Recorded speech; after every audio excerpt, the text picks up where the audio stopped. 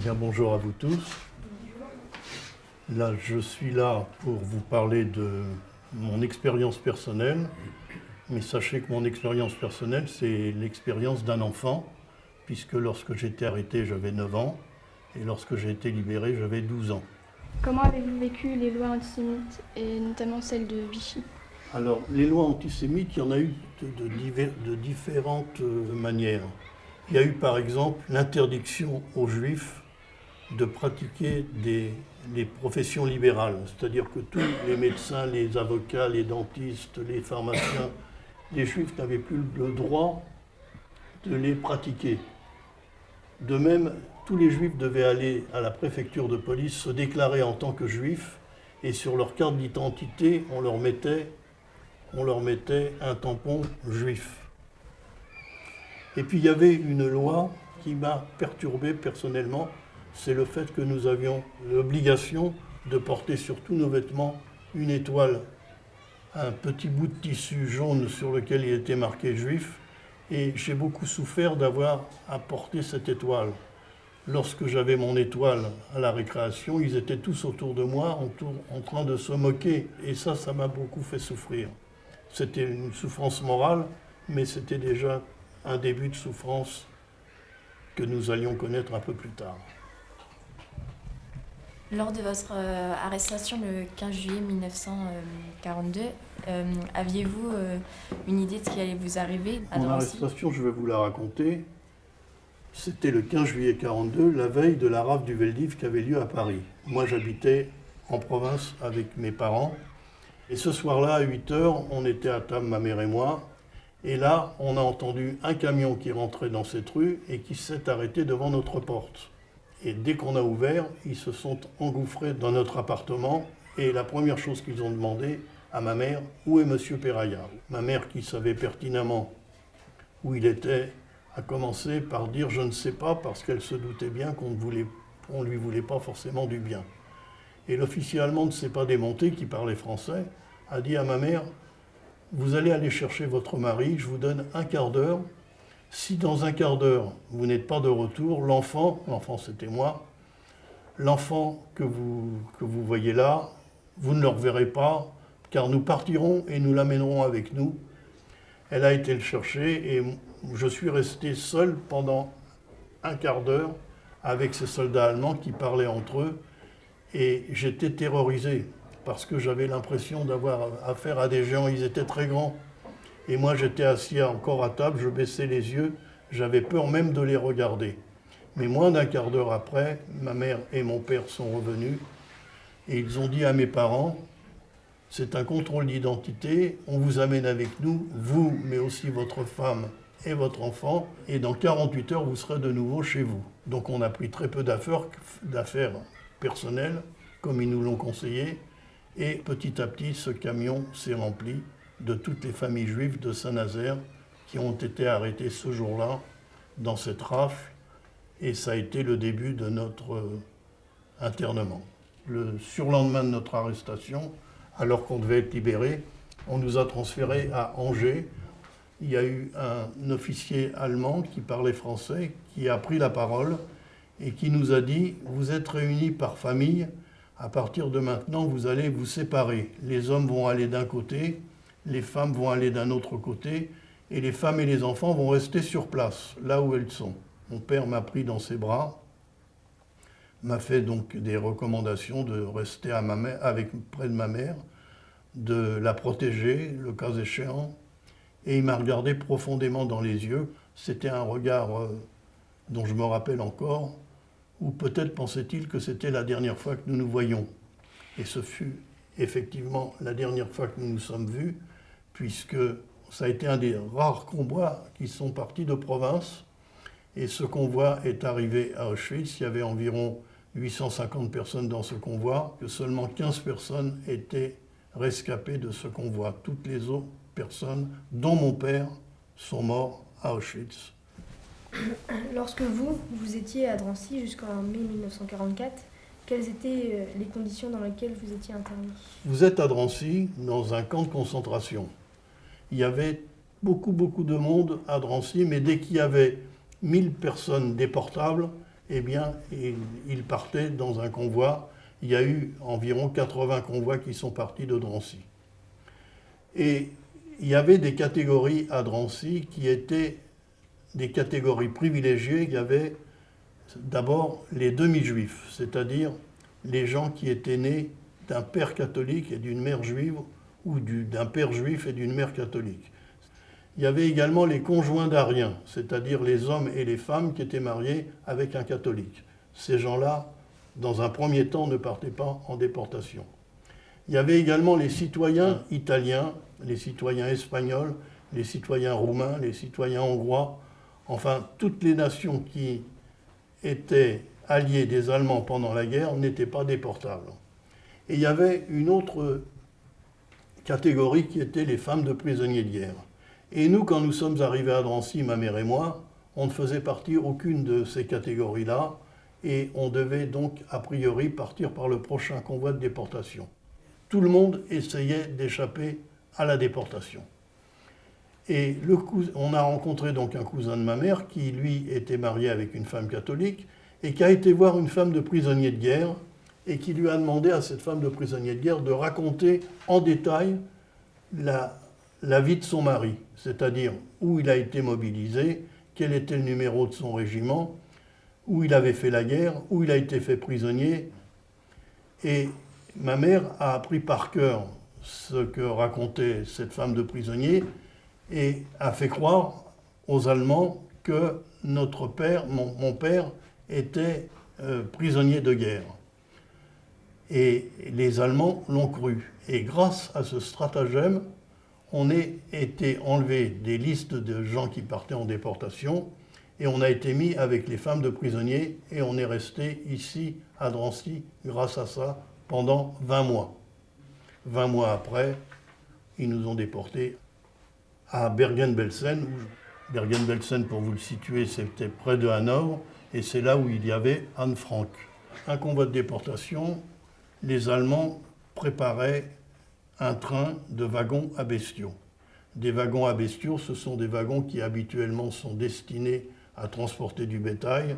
Donc, il n'y a pas de fenêtre, on voyage dans l'obscurité, il n'y a pas de chaise, il n'y a pas de table. On mettait dans ces wagons environ 80 personnes.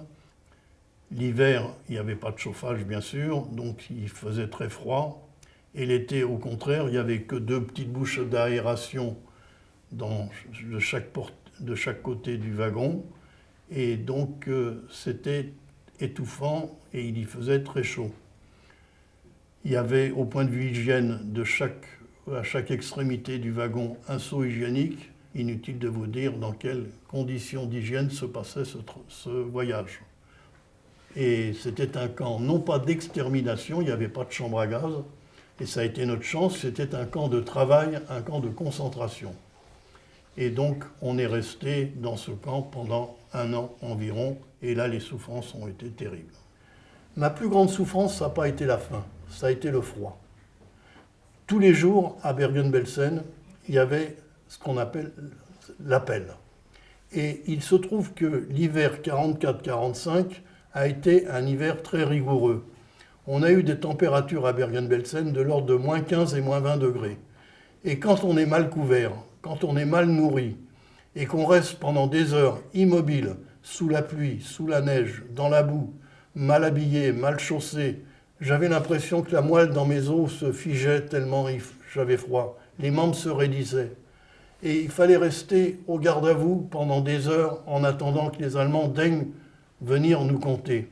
Et quand les Allemands enfin se décidaient à venir nous compter, si pour une raison ou pour une autre vous bougiez ou vous faisiez quelque chose qui semblait leur déplaire, ils vous tiraient des rangs et ils vous donnaient des coups de matraque, des coups de bottes, des coups de pied, et ils vous laissaient pour mort par terre. Et ça faisait partie de notre quotidien de voir tous ces morts alignés par terre. Et puis de ces souffrances qui nous étaient causées par la faim, par le froid, par la peur, par les coups, et des conditions de vie exécrables qui avaient pour résultat de nous déshumaniser.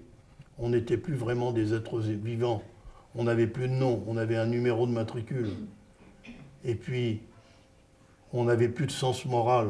Il y a eu des scènes de cannibalisme à Bergen-Belsen. Il y avait des déportés qui avaient tellement faim, qui allaient sur les cadavres, qui leur ouvraient le diaphragme, qui sortaient le foie et le mangeaient.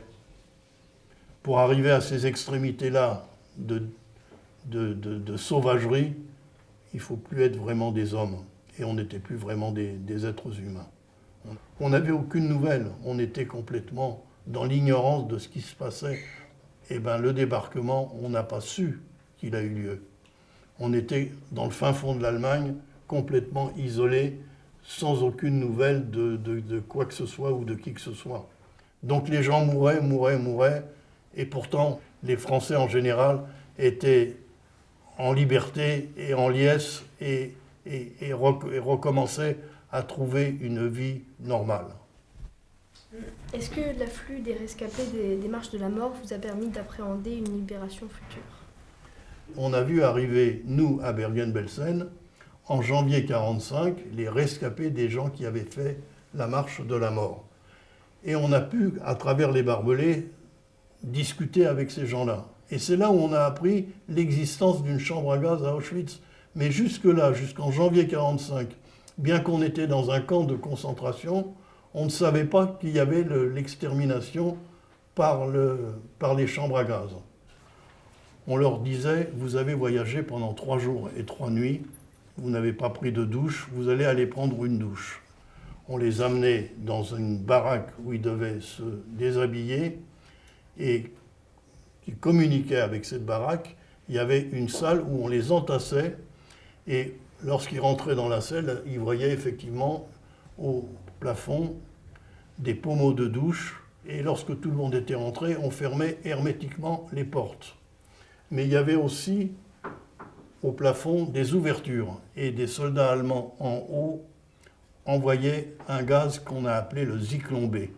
C'était des petits granulés de bleu qui avaient été étudiés dans des usines chimiques allemandes et au contact de l'air, ces petits granulés dégageaient une fumée asphyxiante, car ils n'étaient pas dans une salle de douche, mais ils étaient dans une chambre à gaz. Et les gens se rendaient compte qu'ils n'étaient pas là pour se laver, mais qu'ils étaient là pour mourir. Je vous demande d'imaginer ce qui se passait dans la tête des femmes qui étaient là avec leurs enfants. Les petits granulés bleus de Zyklon B tombaient par terre et dégageaient une fumée, et les premiers qui étaient importunés par cette fumée, c'étaient les enfants. Et ces mères voyaient leurs enfants tousser, voyaient leurs enfants défaillir, voyaient leurs enfants s'évanouir et ne pouvaient rien faire pour les aider. C'était la panique. Tout le monde criait, tout le monde se ruait vers les portes pour pouvoir essayer de sortir par là où ils étaient rentrés. Ça durait environ un quart d'heure, une demi-heure. Et lorsqu'il n'y avait plus aucun cri, de l'autre côté, par la porte où ils étaient rentrés, une porte coulissait, et là, il y avait des déportés, des Sonderkommando qui étaient affectés à sortir les cadavres, encore chauds, à leur raser les cheveux, car avec les cheveux, les Allemands faisaient des matières textiles. Ils ouvraient la bouche des adultes pour voir s'il n'y avait pas des dents en or, parce que l'or les intéressait aussi. Et lorsque toutes ces opérations étaient faites, il y avait des petits wagonnets à proximité où on mettait les cadavres et ils allaient directement vers le four crématoire à quelques pas de là. Et 3 heures ou 4 heures après leur arrivée sur la rampe d'Auschwitz, ils sortaient enfumés dans la grande cheminée des fours crématoires d'Auschwitz. Voilà le sort qui était réservé aux Juifs uniquement parce qu'ils étaient nés juifs. Ils n'avaient fait aucun délit. Et il y a eu 6 millions de Juifs qui sont morts pendant la Shoah uniquement parce qu'ils étaient nés juifs. Nous, à Bergen-Belsen, on mourait aussi, mais on mourait soit de maladie, soit de faim, soit de conditions de vie qui étaient exécrables. Jusque-là, on avait l'espoir d'être un jour libérés, mais à partir du moment où on a vu qu'on exterminait les gens par des chambres à gaz, on a compris, même moi enfant, on a compris qu'on n'était pas là pour être libéré un jour. certains gardaient l'espoir. Moi, par exemple, tant que j'étais à Bergen-Belsen, je faisais des projets d'avenir. Je disais quand je serai grand, je disais quand je serai libéré, je gardais l'espoir. Parce que vous savez, quand on n'a pas l'espoir, quand on n'a pas envie de vivre, quand on renonce à la vie, on meurt très rapidement. Et certains, comme moi, en étant enfant, je gardais l'espoir d'une libération un jour. Ça n'a pas duré, car, comme je vous l'ai dit, on était des otages pour les Allemands. Et les otages, ils voulaient les préserver, ils voulaient les utiliser. Et donc, ils ont décidé de transporter ces otages dans un camp qui s'appelait Theresienstadt et qui était en Tchécoslovaquie. Et on nous a entassés dans des trains de wagons à bestiaux. On a appelé ce train le train fantôme car il n'était pas prioritaire. Il circulait sur les voies allemandes, mais il y avait les transports de troupes, les transports de munitions qui étaient prioritaires par rapport à notre train. Il a erré là pendant 15 jours, 3 semaines. Et dans ce train, on était sans manger et sans boire. On était dans le train, dans ce wagon à bestiaux, on essayait de dormir, ma mère et moi. Et ma mère, à un moment, a bougé. Elle a gêné la personne qui était à côté. C'était un Hollandais qui était près d'elle. Quand ma mère l'a réveillé par inadvertance, qu'a fait ce Hollandais? Il n'a rien trouvé de mieux que de battre ma mère et de la rouer de coups.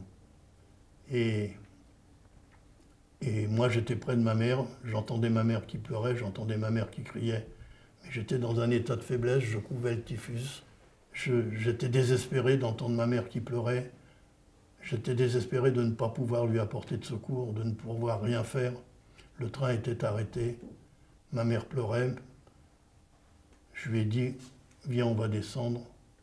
On est descendu sur le ballast. Je me suis allongé par terre.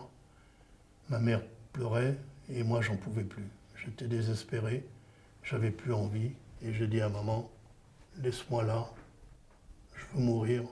J'en ai assez de vivre dans ces conditions. Si vivre, c'est souffrir, si demain ce sera un autre aujourd'hui, je préfère arrêter tout de suite de vivre. Ma mère pleurait, elle me disait non, il faut que tu résistes encore. Et maman m'a dit la seule chose qui pouvait me faire résister, elle m'a dit si tu m'aimes, tu vas rentrer avec moi dans le wagon et on va continuer à essayer de résister. On a été libérés en avril 1945, c'est-à-dire presque un an après le débarquement et la libération de Paris. C'était des soldats qui allaient libérer Berlin. Et quand ils ont vu ce train de fantômes ambulants, de cadavres, quand ils ont vu l'état de délabrement dans lequel nous étions, ils ont été un peu affolés. D'abord, ils ont eu peur qu'on les contamine, qu'on contamine leurs troupes. Alors, ils ne savaient pas quoi faire de nous. On était à côté d'un village qui s'appelait Trobitz. Ils nous ont dit, allez vous installer dans ce village. Et on a trouvé donc des maisons vides où on s'est installé. On a trouvé de la nourriture. On s'est jeté affamé sur cette nourriture. Il y a des gens qui, avec ces nourritures trop riches pour un organisme trop faible, sont morts d'avoir trop mangé. Et le 29 juin 1945, on a été rapatriés. Et les Français, eux aussi, pensaient qu'on pouvait contaminer les gens, donc avaient réquisitionné l'hôtel Lutetia à Paris pour accueillir les déportés, leur faire passer une visite médicale. Et puis pour les autres, ceux qui n'étaient pas malades, on leur donnait une veste, un pantalon, une paire de chaussures et 100 francs et on les lançait dans la nature. Les gens n'étaient pas prêts à nous accueillir. Les gens en avaient marre de la guerre. Ça a été une période très difficile parce que on n'est pas comme les autres. On a un passé. Et ce n'est pas l'habitude d'un enfant d'avoir un passé. Et on n'était pas en état vraiment de résister à cette nouvelle vie après 3 ans d'internement. Et la réinsertion a été très longue et difficile. Et on a eu du mal à se reconstruire et à retrouver une vie normale. Voilà un peu quel a été notre parcours entre le jour de notre arrestation et le jour de notre libération. Auriez-vous un mot à me faire parvenir pour les générations futures? Il faut lutter contre toute cette nouvelle montée du racisme et de l'antisémitisme. Nous avons été obligés d'essayer d'oublier, et pendant 40 ans après notre libération, on n'a pas pu parler.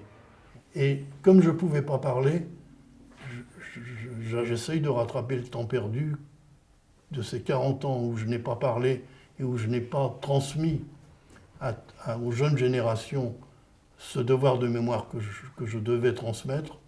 Eh bien, maintenant, j'essaye de rattraper le temps perdu et je témoigne le plus souvent possible. On dit que l'homme est capable du meilleur comme du pire.